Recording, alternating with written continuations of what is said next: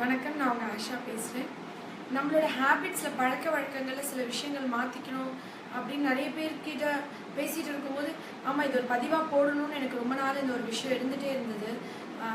வர செவ்வாய்க்கிழமை நான் ஸ்டூடெண்ட்ஸ்க்கான ஒரு video exam appearing 10th and 12th ஸ்டூடெண்ட்ஸ்க்காண்டி ஒரு சைக்காலஜிக்கல் வீடியோ போஸ்ட் பண்ணலான்னு இருக்கேன். சரி, அதுக்கு முன்னாடி இந்த வீடியோ நான் போட்டுடணுன்றதுனால தான் இதை பதிவு பண்ணுறேன். என்ன விஷயம் அப்படின்னு பார்த்தீங்கன்னாக்க, நிறைய கேர்ள்ஸ் ஜென்ரலாக இங்கே கருப்பாக இருக்குது, இங்கே கருப்பாக இருக்குது, இங்கே கருப்பாக இருக்குதுன்னு சொல்லி கிளினிக் வருவாங்க மெடிசன் எடுக்கிறதுக்கு. நான் அங்கே ரொம்ப காய்ச்சி போன மாதிரி நான் அப்போ சொல்வேன், ஜென்ரலாக ஃபேஸ் வாஷ் பண்ணுவோம், முகத்தில் இந்த கையோட இந்த போர்ஷன் மட்டும்தான் நம்ம யூஸ் பண்ணோம். மசாஜ் பண்ண ஃபேஷியல் எல்லாமே கூட நிறைய பேர் நெகத்தை வச்சு கீரி இங்கெல்லாம் ஒயிட் ஹெட்ஸ் இருக்கும், பிளாக் ஹெட்ஸ் இருக்கும், அதாவது இங்கே குறுக்குருவா வெள்ளையா இங்கெல்லாம் கருப்பாக இருக்கும் இல்லையா, அதை எடுக்கிறதுக்கு என்ன பண்ணுவாங்க, நிறைய பேர் நெகத்தை வச்சு நல்லா சுரண்டி ஃபேஸ் வாஷ் பண்ணுற பழக்கம் இருக்குது. இல்லை நிறைய சுரண்டி இது பண்ணுறது, இல்லை நிறைய ஃபேஷியல் அந்த கம்பி வச்சு ஒழுங்காக ஸ்டீம் எடுக்காமல் ஆவி பிடிக்காமல் அந்த கம்பி அப்படியே வச்சு ப்ராப்பரான ஒரு பார்லர்லாம் போகாமல் அப்படியே வச்சு அதை எடுக்கிறதுனால அந்த இடத்துல காய்ச்சி போய் அந்த இடம் பிளாக் ஆகிடும், அப்படியே இந்த சர்க்கிள் ஃபுல்லாக. அது ரொம்ப வருஷம் ஆனால் கூட சரியாகாது. அதுக்கப்புறம் நிறைய எதனால ஆகுதுன்னே தெரியாமல் முகம் கழுவும் போது ஜென்ரலாக நீங்கள் முகத்தை கீரியோ, இப்போ உடம்புல எங்கே வேணால் நீங்கள் கீரி கழுவுனீங்கன்னா, தேய்ச்சி சோப் போட்டிங்கன்னா உங்களுக்கு அது அவார்டாக இருக்காது. ஆனால் ஃபேஸில் மட்டும் நீங்கள் எப்பவுமே நெயில்ஸ் யூஸ் பண்ணாதீங்க, சாஃப்டான போர்ஷன்ஸ் தான் யூஸ் பண்ணணும். அதே மாதிரி முகத்தை எப்பவுமே எல்லாருக்குமே தெரியும், கீழேருந்து மேலே தைக்கணும், அழுத்தி துடைக்கக்கூடாது, தொட்டு எடுக்கணும், டர்க்கி டபுள்ஸ் அந்த மாதிரி யூஸ் பண்ணணும், ஒத்தி எடுக்கணும், அந்த மாதிரி இதெல்லாம் தெரிஞ்ச விஷயம்தான். பட் நிறைய பேருக்கு இந்த இங்கேயோ இங்கே அப்புறம் இங்கே இந்த மூக்கு சுற்றி நிறைய அங்கே வர்றதுக்கு காரணம் இது மங்குன்றது வேற. நிறைய பேர் மங்கு ஹோமியோ மெடிசன் கம்ப்ளீட்டாக க்யூர் ஆகிடும். ஆக்சுவலி இங்கே பிளாக் கலரில் இங்கெல்லாம் வரும்.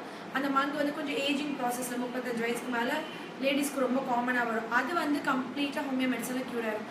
ஆனால் அது வேற பிக்மெண்டேஷன், அது மெலனின் ஹைப்பர் பிக்மெண்டேஷன், கரும் புள்ளிகள் விழுறது. இது நம்ம ஃபேஸ் நம்ம ஹேண்டில் பண்ணுற மிஸ்டேக்ஸ்னால வருது. ரெண்டாவது முக்கியமான விஷயம் நான் என்ன சொல்வேன்னா, முகத்தில் இருக்கிற ஹேர்ஸ் வேக்ஸ் பண்ணி எடுக்கிறதோ இல்லை ஷேவ் பண்ணுறதோ இல்லை த்ரெட் பண்ணிடுறதோ அப்படி நீங்கள் பண்ணிட்டீங்க அப்படின்னா அது உங்களுக்கு அடுத்து வர ஹேர் ரொம்ப திக்காக வரும். அந்த முடி நீங்கள் நெக்ஸ்ட் என்ன பண்ணாலும் கொட்டி போகாது. இப்போ ஷேவிங் ப்ராசஸ் மாதிரி தான். ஷேவ் பண்ண இந்த ஃபேஸ் ஸ்கின் திக்காயிடும். அடுத்து வர இப்போ நம்ம ஷேவ் பண்ணாமல் விட்டுட்டோம்னா வேகமாக தாடி வளர்ந்து பூமியை தொற்றாது. ஆனால் ஷேவ் பண்ண அடுத்த நாள் வளரும். அந்த க்ரோத்தை நீங்கள் ஸ்டிமுலேட் பண்ணுற மாதிரி தான் அது அர்த்தம். அதனால அந்த மாதிரி பண்ணாதீங்க. எதனால அந்த ஹேர் க்ரோத் இருக்குது, இப்போ பிசிஓடினால இருக்குன்னா இல்லை ஹார்மோனல் இம்பேலன்ஸ்னால இருக்குன்னா அதை சரி பண்ணுங்க. சரி பண்ணுற நேச்சுரல் மெத்தட்ஸ் நிறைய இருக்குது, மெடிசன்ஸ் இருக்குது. இல்லை ப்ராப்பரான ஒரு டாக்டர்கிட்ட போயிட்டு நீங்கள் சப்போஸ் ஒரு நல்ல ஸ்கின் டாக்டர்கிட்ட போயிட்டு அவங்க லேசர் பண்ணி எடுக்கிறாங்களா இல்லை அந்த மாதிரி பர்மனன்ட் சொல்யூஷன் எது இருக்கோ அந்த மாதிரி நீங்கள் போகணும். நிறைய பேர் ஹோமியோ மெடிசன்ஸ்க்கு வருவாங்க, அந்த ஹேர் கொட்டி போயிடுமான்னு கேட்க. கண்டிப்பாக கொட்டி போயிடும். ஆனால் நீங்கள் ஃபஸ்ட்டு வந்த உடனே அந்த ட்ரிம் பண்ணாமல் ஷேவ் பண்ணாமல் த்ரெட் பண்ணாமல் வந்தால் எதாவது செய்ய முடியும். அதெல்லாம் செஞ்சுட்டு வந்தால் கண்டிப்பாக எந்த ட்ரீட்மெண்ட்லையுமே ஒன்றும் செய்ய முடியாது. இதை விட ரொம்ப முக்கியமாக சொல்கிறது சில க்ரீம்ஸ் இருக்குது, ஹேர் ரிமூவல் க்ரீம், ஆனி ஃப்ரெஞ்ச் பீச், அந்த மாதிரி நிறைய ப்ராடக்ட்ஸ் மார்க்கெட்டில் கிடைக்குது. அது நம்ம கையில் இருக்கிற ஹேர், காலில் இருக்கிற ஹேர்லாம் எடுக்கிறதுக்கு யூஸ் பண்ணுவோம். கண்டிப்பாக அது நல்லாயிருக்கும், எந்த ஒரு பெரிய பாதிப்பும் இருக்காது. அது யூஸ் பண்ணுறதுக்கு முன்னாடி ஸ்கின் அலர்ஜி இருக்கான்னு சின்ன டெஸ்ட் மாதிரி ஒரு சர்க்கிளான இடத்துல போட்டு பார்த்துட்டு உங்களுக்கு அடிப்போ அலர்ஜியோ ரேஷஸோ இல்லைன்னா அதுக்கப்புறம் நீங்கள் யூஸ் பண்ண ஆரம்பிக்கலாம். ரொம்ப இம்பார்ட்டன்ட்.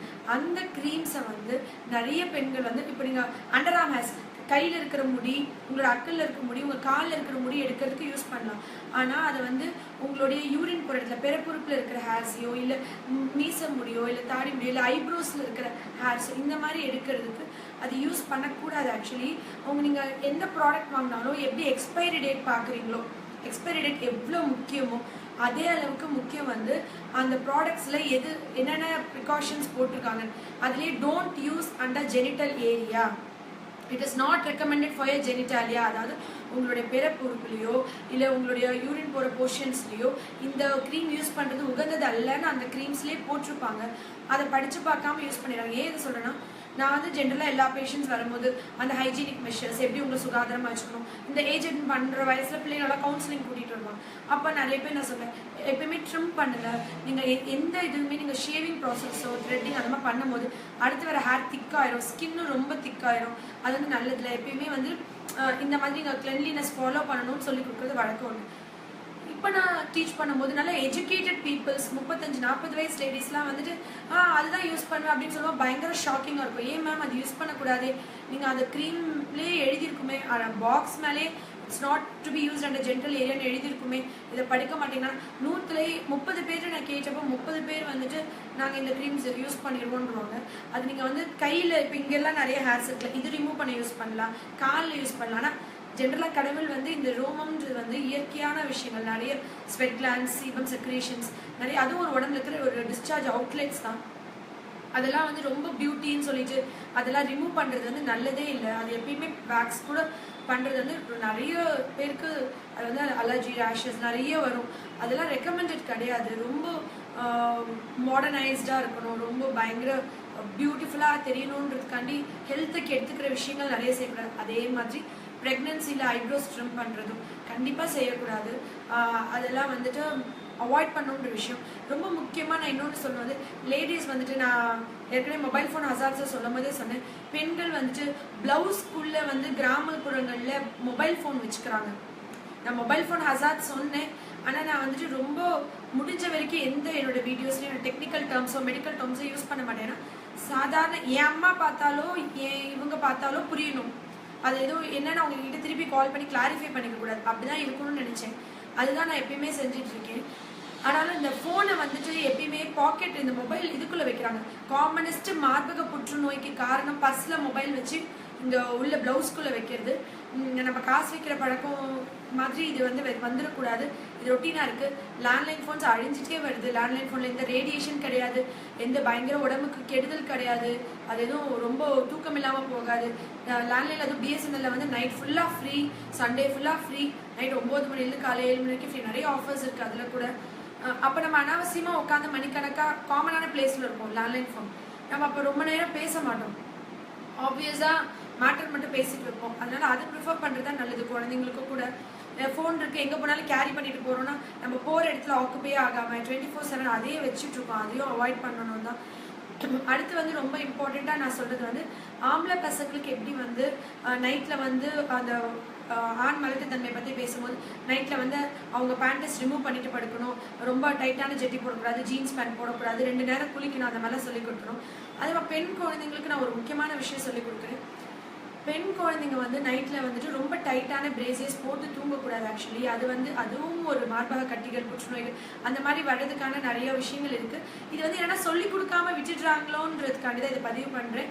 இது வந்துட்டு பண்ணுறவங்களுக்கு இது நார்மலான விஷயம். பட் நிறைய பேர்கிட்ட நான் பேசும்போது இது செய்வீங்களா, இது பண்ணுவீங்களா, எப்படி இருப்பீங்க, அந்த மாதிரி காலேஜ் கேர்ள்ஸ் எல்லாக்கிட்ட பேசும்போது அவங்க வந்துட்டு எப்பயுமே அது ஒரு கம்ஃபர்ட் ஜோனில் போட்டு பழகிட்டு அது ரிமூவ் பண்ணி தூங்குறது ஒரு ரொம்ப டிஸ்கம்ஃபர்ட்டாக இருக்குது, இன்செக்யூர்டாக ஃபீல் பண்ணுற மாதிரிலாம் கூட ஷேர் பண்ணியிருக்காங்க. ஆக்சுவலி அம்மா இதெல்லாம் சொல்லிக் கொடுக்கணும். ரொம்ப நிறைய பேர் லிஃப்ட் இருக்கணும்னு சொல்லி ரொம்ப கம்பி வர மாதிரி அந்த மாதிரி பிரேசியஸ்லாம் எப்பயுமே யூஸ் பண்ணக்கூடாது. நார்மலாக நீங்கள் ஸ்போர்ட்ஸ் டிஷர்ட்ஸ் அந்த மாதிரி வியர் பண்ணுறீங்கன்னா ஸ்போர்ட்ஸ் வியர் மாதிரி யூஸ் பண்ணலாம். இல்லைன்னா நார்மலான இது, பட் ரொம்ப காட்டனாக யூஸ் பண்ணணும். ரொம்ப டைட்டானது போடக்கூடாது. ரெகுலர் பீரியட்ஸில் வந்துட்டு நீங்கள் அதையும் கூட சேஞ்ச் பண்ணணும். முடிஞ்ச வரைக்கும் ஒயிட் கலர் ப்ரிஃபர் பண்ணுங்கள். அப்போ தான் அது வந்துட்டு உங்களுக்கு அவ்வளோவா அப்சார்ப்ஷன். வெளியெல்லாம் நீங்கள் ரொம்ப வெயிலில் நிற்கிறீங்க, சன்ல இப்போ ஒரு நாள் ஃபுல்லாக நிற்க போகிறீங்க, ஏதோ டிராஃபிக்கில் அந்த மாதிரி ஒர்க் பண்ணுற பர்சன்ஸோ இல்லை அந்த மாதிரி சிவில் இன்ஜினியர்ஸாக இருக்கிற லேடிஸோ வந்துட்டு முடிஞ்ச வரைக்கும் ஒயிட் கலர், ஏன்னா அது வந்து சன் அப்சர்வ் பண்ணாது. ஒரு கடைசி விஷயம், நம்ம ஊரில் இருக்கிற எல்லா தாத்தா பாட்டிஸ்க்கான ஒரு விஷயம், நம்ம மாற்றிக்க வேண்டிய ஒரு முக்கியமான விஷயம். நீங்கள் என்னோட எல்லா வீடியோஸ்லையும் பாருங்கள், என்னுடைய எல்லா இதுலேயும் பாருங்கள், மேக்ஸிமம் நான் என்னோட கை ஆட்டி பேசியிருப்பேன். நான் வந்துட்டு ரொம்ப மூமெண்ட்ஸ் கொடுத்துருப்பேன். பட் என் கழுத்தை வந்து இப்படி இல்லை இப்படி இந்த மாதிரி மூமெண்ட்ஸ் கொடுத்து ஷேக் பண்ணி நான் பேசி நீங்கள் பார்த்துக்கவே மாட்டீங்க. எதுக்கு இந்த விஷயம் சொல்கிறேன்னா, தலை சுற்றல். தலை சுற்றல்ன்றது வந்து கேன்சர் விட கொடுமையான நோயாக இருக்கா ஆஷா, நீ வந்துட்டு எனக்கு அது கூட பொறுத்துக்குவேன், இந்த தலை சுற்றல் எனக்கு ரொம்ப ஹாரிபிளாக இருக்குன்னு என்கிட்ட சொன்ன நிறைய அம்மாமார்கள் அப்பாமார்கள் இருக்காங்க. என்ன அப்படின்னா 2 விஷயம் நம்ம ரொம்ப மோசமாக பண்ணுறது என்னென்னா, உயரமான தலகாணி. சின்ன வயசுலேருந்தே பிள்ளைங்க வந்து உயரமான பில்லோ வச்சுட்டு வீட்டில் படுத்துக்கிட்டு டிவி பார்க்குற பழக்கம், இதை கண்டிப்பாக அழிக்கணும்னு நான் சொல்கிறேன். எப்படி வந்துட்டு உயரமான தலகாணி வச்சு அந்த வயசுலேயே பழகுறாங்களோ பெரியவங்கள ஆகும்போது அந்த காலத்துலலாம் தலை மேலே ஒரு சொம தூக்குவாங்க, குடம் தூக்குவாங்க, விறகு தூக்குவாங்க. அவங்களுக்கு கூட கழுத்தெலும்பு அவ்வளோ தேய்மானம் இருக்காது. நம்மளோட இந்தியன்ஸோட ஹேபிட்ஸ் பழக்க வழக்கங்கள் பார்த்தீங்கன்னாக்க நம்ம பீப்புள்ஸ் எப்படின்னா ஏதாவது கேட்டா ஆமா இல்லை அப்படின்னு வாய் திறந்து பேசுறத விட குழந்தைங்கலாம் பாருங்க இப்படிதான் ஆன்சர் பண்ணுவாங்க. முக்கால்வாசி பெரியவங்களா இருந்துச்சு ஆமா இல்லை சரி வரேன் வா எல்லாமே நம்ம இந்த நெக்கு ரொம்ப மூமெண்ட்ஸ் கொடுத்த இந்தியன்ஸ் மட்டும்தான். நீங்கள் மோஸ்ட்லி வெளிநாட்டுல அந்த பழக்கம் இல்லை. நம்ம வந்து எப்படின்னா ரொம்ப ரெஸ்பெக்ட் பண்ணுறோம். நம்ம வந்து உட்காந்துப்படி ஆமாம் சொல்லுங்கள் சரி ஓகே அப்படின்னு சொன்னோம்னா எதிர்த்தாப்புல இருக்கவங்க நம்ம ரெஸ்பாண்ட் பண்ணலன்னு நினைப்பாங்களோ, நம்ம அவங்களை கவனிக்கல, நம்ம அவங்களுக்கு பதில் சொல்லலை, அவங்கள ஒழுங்காக அதை வந்து அவங்களுக்கு ரெஸ்பாண்ட் பண்ணலைன்னு அவங்க நினச்சிடுவாங்களோன்னு நினச்சிக்கிட்டு சின்ன வயசுலேயே பழக்கிற பழக்கம். அது மாதிரி ரொம்ப தலையாட்டி பேசும்போது இந்த கழுத்தெலும்பு தேய்மானம் வந்து மூளைக்கு போகிற ரத்த குழாய்களை இல்லை இந்த நரம்புகள் கம்ப்ரெஸ் பண்ணுறதுனால தலை சுற்றல் வரும். ரொம்ப இந்த கைக்கு போகிறது கை வலிக்கும். இந்த கை போகிற நரம்பு அழுத்துச்சு இந்த கை வலிக்கும், இந்த கை போகிறது அழுத்துச்சு இந்த கை வலிக்கும். இதை விட ரொம்ப காமன் வந்து என்னன்னாக்கா அவங்களுக்கு அந்த படுத்திருந்து எந்திரிச்சா கண்ணை மூடி எந்திரிச்சா ரொம்ப தலை சுற்றுதுன்னு ரொம்ப பயப்படுவாங்க. மோஸ்ட்லி இது வர்றது வந்து ஒரு 50 வயசுக்கு அப்புறம்னு வச்சுக்கோங்களேன், அந்த ரிட்டையர்மெண்ட் பீரியட்னு சொல்லலாம். இந்த பீரியட்ல வர தலை சுற்றல் வந்து என்ன பண்ணுன்னா ஏற்கனவே ரெகுலராக வேலையில் இருக்கவங்க, ரொம்ப பிஸி 24/7 வேலை பார்த்துட்டு இருந்தவங்க, சின்ன வயசுலேயே படிச்சிருப்பாங்க, காலேஜ் முடிச்சிருப்பாங்க, அப்படியே வேலைக்கு போயிருப்பாங்க. அந்த மாதிரி இருந்து 55 வயசு 58 வயசுல ரிட்டையர் ஆகும்போது அவங்க ஒரு இன்செக்யூர் ஃபீல் பண்ணுவாங்க. இப்போ அவங்க வந்து எப்பயுமே வீட்டில் இருக்கு, எப்பயுமே பிஸியாக இருந்துட்டு வீட்டில் இருக்கும், அவள் தான் நம்ம லைஃப் முடிஞ்சிச்சா, இனிமேல் நம்மளுக்கு ஒர்க் எதுவும் இல்லையா, நம்மளுக்கு எந்த கமிட்மெண்ட்ஸ் இல்லையா, நம்ம வந்துட்டு ரொம்ப இது டிஜெக்டடாக ஃபீல் பண்ணுறோமேன்னு சொல்லிட்டு ரொம்ப பேர் பயப்படுவாங்க. அந்த டைமில் ஃபேமிலி சப்போர்ட் இல்லைனாலும் நிறைய பேர் அதை புரிஞ்சுக்கிறது கூட இல்லைன்னு வச்சுக்கோங்களேன். அவங்களுக்கு இருக்கிறப்ப மனநிலைமை வந்து ஒரு குழந்தை பிறந்துட்டு ஹாஸ்டலில் விடுவாங்கல்ல, அந்த குழந்தையோட மனநிலைமை இருக்கும். காசு பணம் வசதி சுற்றி அவ்வளோ இது இருந்தாலும் இந்த பிஸ்னஸ் பீப்புள்ஸ்க்கு அந்த ஃபீலிங் வராது. பட் ஒர்க்கிங்காக அந்த ரிட்டையர் ஆகிறவங்களுக்கு ரொம்ப அந்த ஃபீலிங் இருக்கும். அந்த டைம் இந்த தலை சுற்றல் வந்து ஒரு டிசீஸ் வந்துச்சுன்னா அவங்க என்ன நினைப்பாங்கன்னா முடிஞ்சிச்சு லைஃப், இனிமேல் இருக்கிற போர்ஷன்ஸ்லாம் நம்ம டிசீஸ்டு, நம்ம வியாதியாக இருக்க போகிறோம், நம்ம வந்து நம்மளுக்கு அவ்வளோதான் இனி ட்ரீட்மெண்ட்டில் இருக்கும் அப்படின்னு என்னமோ ஒரு டிஜெக்டடாக ஃபீல் பண்ண ஆரம்பிக்கிறாங்க. அவங்க வந்து பேசும்போதே அப்படி தான் இருக்கும். நீங்கள் ஜென்ரலாக பார்த்தீங்கன்னா இப்போ டாக்டர்ஸ் பண்ணிங்கன்னா காலர் கொடுப்பாங்க கழுத்தில். அந்த காலர் வந்து என்னன்னா பயங்கர மருத்துவ சக்தியோ மருந்தோ இல்லை அந்த காலருக்கு. அந்த காலர் நீங்கள் டைட்டாக போட்டுட்டிங்கன்னா அது உங்கள் கழுத்தை எந்த பக்கமும் அசைய விடாமல் பார்க்கும். ஜென்ரலாக அது பிடிச்சி வச்சுக்கோம், அவ்வளோதான், அதுக்கு எதுவும் மருந்தும் இல்லை. ஆனால் இந்த ஹேபிட்ஸை வந்து நம்ம சொல்லி கொடுக்காம விட்டுட்டோம். எனக்கு வந்துட்டு ஒரு விஷயம் நம்ம சமூகத்தில் பரவலாக ஒரு தவறுதலாக ஒரு மிஸ்டேக்காக பண்ணிகிட்ருக்கோம், எல்லாம் ரொட்டீனாக பண்ணிகிட்ருக்கோன்னா அதை கரெக்ட் பண்ணாமல் அப்படியே அடுத்த ஸ்டெப் எடுத்து வச்சு போகிறதுக்கு அது என்னால் முடியவே முடியாது. நிச்சயமாக நான் எல்லாருமே மாறணும், எல்லாத்தையுமே மாற்றிக்கணும், நம்ம எல்லாருமே ரொம்ப 100%. ஏன்னா இதுதான் நம்மளோட ஜெனரேஷன். நம்ம தமிழர்கள் இப்படி தான் இருந்துட்டு வந்தோம். நடுவில் ஒரு பீரியட் ஆஃப் 20 to 30 இயர்ஸில் வந்து தாத்தா பாட்டிஸ் பிள்ளைகள் டிரான்ஸ்மிட் பண்ணுறது, பிள்ளைங்க பேர பிள்ளைகள் டிரான்ஸ்மிட் பண்ணுறது ரொம்ப ஹிண்ட்ராது. ஏன்னா இந்த ஜாயிண்ட் ஃபேமிலி இல்லாதனாலையும் அதே மாதிரி இந்த மேரிட் கேர்ள்ஸ் வந்து ரொம்ப அவங்க கிட்ட ஒரு ரிலேஷன்ஷிப்ஸ் மெயின்டைன் பண்ணாமல் எஜுகேட்டட் ஒர்க்கிங் மாடர்னைசேஷன் எங்களுக்கு தெரியுன்ற மைண்ட் செட் வந்து இந்த பிரிவு தான் இதுக்கான ரீசன். ஆக்சுவலி இதை பதிவு பண்ணணுன்ற போது நிறைய பேர் இந்த பேக் பெயினாக இருக்கட்டும், கழுத்து வலி தேய்மானம், இந்த தலை சுற்றலாக இருக்கும், கம்ப்ளீட்டாக க்யூர் பண்ணிட முடியும் ஹோமியோ மெடிசன்ஸில். ஆனால் அதுக்கான ரீசன் இப்போ நிறைய பேர் இடுப்பு வலின்ட்டு வந்துட்டே இருப்பாங்க. இப்போ ரொம்ப வலிக்கு உட்காந்தாப்புல விழுந்துட்டீங்களா மேடம், அதெல்லாம் மறந்துச்சு ஞாபகம் இல்லை அப்படி இப்படிப்பாங்க. இல்லை மேடம், நீங்கள் ஒரு 10 years முன்னாடி 15 years முன்னாடி 20 years முன்னாடி எப்பயாவது வலிக்கு உட்காந்தாப்புல நச்சுன்னு விழுந்துருக்கீங்களா? அப்போ விழுந்ததா இப்போ வலிக்க போகுது, அப்போ விழுந்ததா இப்போ டிஸ்க் ப்ரொலாப்ஸ் ஆக போகுது, இப்போ ஹர்னியேஷன் ஆக போகுது அப்படின்னு கேட்பாங்க. ஆக்சுவலி நம்ம முதுகு தண்டு வலத்தில் நரம்புகள் அப்படியே கொத்தா வந்து கடைசியில் முடியுறது வந்து காக்கெக்ஸ்ன்னு சொல்லுவோம். அதாவது நரம்பு கொத்தா இருக்கும். அது அந்த காக்கெக்ஸில் வந்து நம்ம வலிக்கு உட்காந்தாப்புல விழுந்துருக்குன்னா அந்த டெயில் போன்னு சொல்லுவோம் இல்லையா, அந்த இடத்துல அது நஞ்சு போகிறதும் அந்த ப்ரொலாப்ஸும் ரொம்ப காமன். ஹோமியோவில் வந்து ஹைப்பரிக்கம்னு ஒரு மெடிசன் இருக்குது. அதாவது any injury to tip of coccyx, அதனால வர பேக் பெயின், அதனால வர டிஸ்க் ப்ரொலாப்ஸ் ஹர்னியேஷன் கம்ப்ளீட்டாக க்யூர் பண்ணிடுவோம். அந்த மாதிரி பேக் பெயின் இருக்கிறவங்களுக்கு இந்த பக்கம் ரைட் சைடோடையோ லெஃப்ட் சைட் தொடைக்குள்ளேயோ அப்படியே கொடுஞ்சாப்புல வலிக்கும். ஏன்னா அது நர்வ் கம்ப்ரெஷனால நடகமாக இருக்கும். அதுக்கு ஹிப் பெல்ட் போட்டுக்கணும், நிறைய ஹிப் எக்ஸசைஸ் இருக்குது, அதோட பர்மனன்ட் சொல்யூஷன் ட்ரீட்மெண்ட் க்யூரும் இருக்குது மெடிசன்ஸில். நிறைய பேர் சர்ஜரி போய் அதை கரெக்ட் பண்ணிக்கிறாங்க. டிபெண்ட்ஸ், அது நீங்கள் எது ப்ரிஃபர் பண்ணுறீங்கிறது உங்களோட சாய்ஸ்.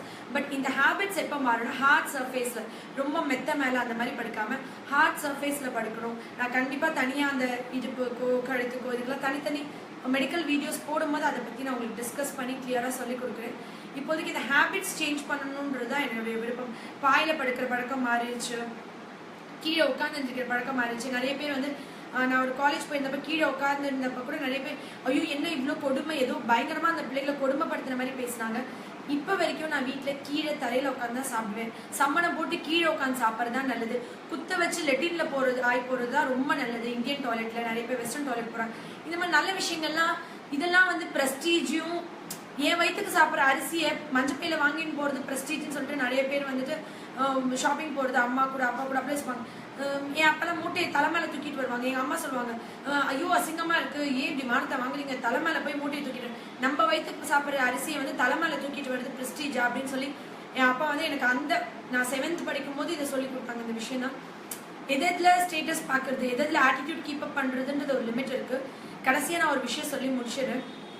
இந்த நம்மளோட ஹேபிட்ஸ் மேனரிசம் மாதிரியே இன்னொரு விஷயம், சைல்ட் கேர் வீடியோ நான் வந்துட்டு இந்த கருத்தரங்கம் ஸ்ரீவில்லிபுத்தூர்ல பேச போறேன்னு சொல்லி நான் அந்த போட்டோஸ் போட்டிருந்தப்ப கீழே ஒரு சகோதரி போட்டிருந்தாங்க, இந்தியன் குழந்தைங்களை வந்து போட்டோஸ்ல போடுங்க தயவு செஞ்சு, ஃபாரின் குழந்தைங்களை வந்து போட்டோஸ்ல நீங்க போஸ்டர்ஸ் போட்டிருக்கீங்கன்னு சொல்லிட்டு தயவு செஞ்சு மன்னிச்சிருங்க. நான் வந்துட்டு இது ஒரு பதிவாவே போடுறேன். நம்மளுடைய மேனரிசம் அப்படி ஆயிடுச்சு. இப்போ ஒரு டைரக்டர்ஸே எடுத்துக்கோங்களேன், எமி ஜாக்சன் மேம்க்கு இருக்கிற வேல்யூ வந்துட்டு நம்ம காரைக்குடியோ இல்லை ஒரு திருப்பத்தூர்லயோ இல்லை ஒரு கிராமங்கள்லயோ இருக்கிற ஒருத்தவங்களுக்கு அந்த வேல்யூ ஏன் அவங்க கணக்கு தெரிய மாட்டேங்குதுன்னா, நம்ம எல்லாம் அப்படி அந்த சிவிலைசேஷன்ன்றது வந்து we get attracted to white skin. அந்த மாதிரி இருக்கிறதுனால அந்த ஸ்கூல்ஸ் அப்படி பண்ணியிருப்பாங்க. பட் ஒரு ரிக்வெஸ்டாக கேட்குறேன், என்ன கூப்பிட ஸ்கூல்ஸ் காலேஜஸ் எல்லாருமே Indian child's, Indian ladies, Indian இதையே மாடலாக போடணும்னு அவங்க ஃபாலோ பண்ணுறது பண்ணாதது அப் டு தியர் ரைட். அது எக்ஸ்கியூஸ் பண்ணிக்கோங்க, சாரி. நான் அவங்க கேட்டிருந்ததுக்கு அந்த ஆன்சர் நான் வந்து கண்டிப்பாக இதில் பதிவாக போகணும்னு நினச்சேன். அது என் கையில் இல்லை. எல்லாருக்கும் அது மனசு மாதிரி எல்லாருமே அக்செப்ட் பண்ணி தமிழ்நாட்டு பொண்ணையே போட்டுக்கலாம், தமிழ்நாட்டு குழந்தையே ஒரு மாடலாக யூஸ் பண்ணிக்கலான்ற மன நிலைமை வந்துச்சுன்னா இட்ஸ் கிராண்டட். இன்னும் ஜான்சன் பேபி விளம்பரத்துக்கு ஏதோ ஒரு பயங்கரமாக நார்த் இந்தியன் சைல்ட்ஸோ இல்லை அந்த மாதிரி குழந்தைங்க தானே எடுத்து போடுறாங்க. அதுதான் பீப்புள் கெட் ஓகே, அந்த மாதிரி நம்ம குழந்தை இப்படி ஆயிடணும் அப்படின்னு நினச்சிக்கிற அந்த மனநிலைமை எப்போ மாறுதோ, எப்போ வந்து என்னோட ஓட்டுக்கு நான் காசு கொடுக்க மாட்டேன், அது என்னோட உரிமை அப்படின்றதே நம்ம மாறணும். அது என்னைக்கு மாறுறோமோ அடுத்து இதையும் மாறிடுவோம். அப்படியே ஒவ்வொன்றா எல்லாத்தையுமே நம்ம மாற்றி நம்ம சூப்பராக எல்லாருமே பழையபடி வந்துடுவோம் அப்படின்ற நம்பிக்கையோடு இந்த பதிவை முடிக்கிறேன். நன்றி.